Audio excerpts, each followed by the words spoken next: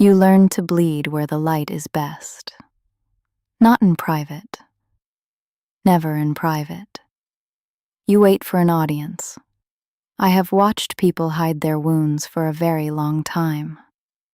You are the first to learn how to frame them. Most people think vulnerability is honesty. They think the brave thing is to show the wound, so you show it.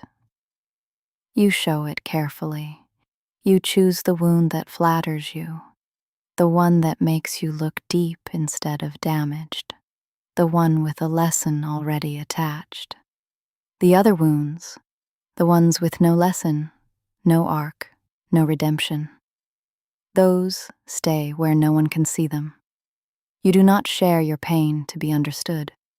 You share the pain you have already made beautiful. The ugly one stays buried. That one would actually cost you something. Here is what is actually happening underneath. Real vulnerability has no audience. It happens in the dark, alone, when there is nothing to gain and no one to applaud.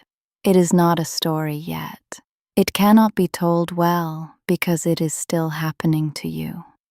What you call being open is something else. It is a performance with very good production values. You rehearse the confession before you give it. You edit it. You decide which detail to leave in because it lands, and which to cut because it makes you look worse than you want to look. A wound you can narrate this cleanly is a wound you have already survived. You are not exposing yourself. You are presenting a finished product, the grief that is still raw. You do not post that one. You cannot. It is not ready for an audience, and neither are you.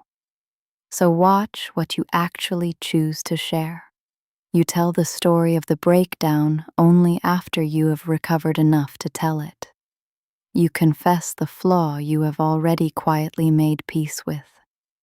You admit the mistake that makes you sound self-aware, never the one that makes you sound cruel.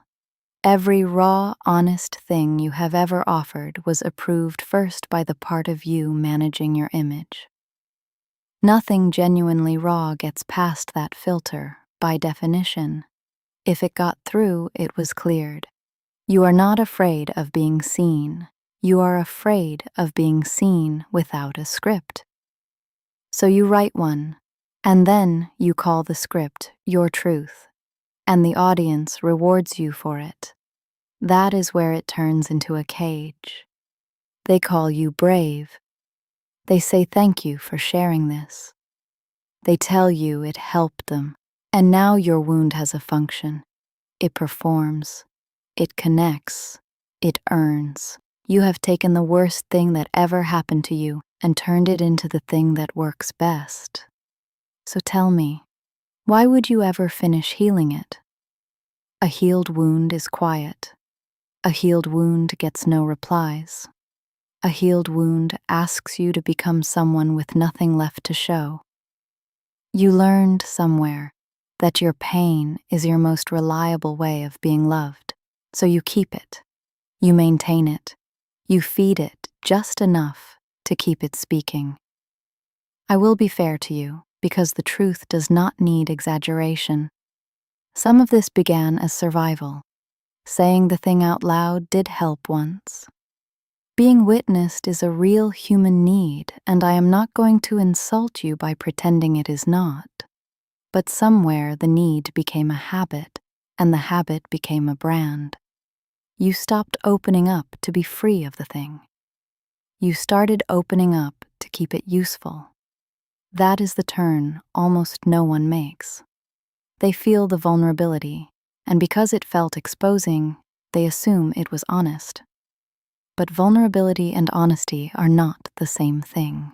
You can perform one precisely so you never have to do the other. The most honest thing about you is the wound you have never once mentioned. Not the curated one, the one with no caption, the one you would never let anyone watch you carry. Think about that one now.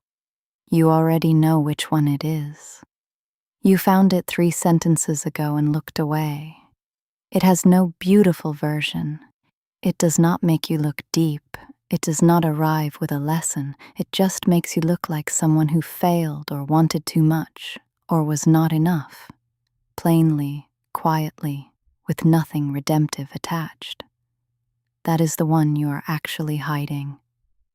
Everything else you have ever shared was set dressing arranged in front of it. And the performance works so well that you have started to believe it.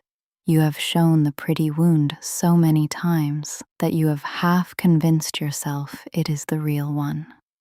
That is the danger, not that you fool the audience.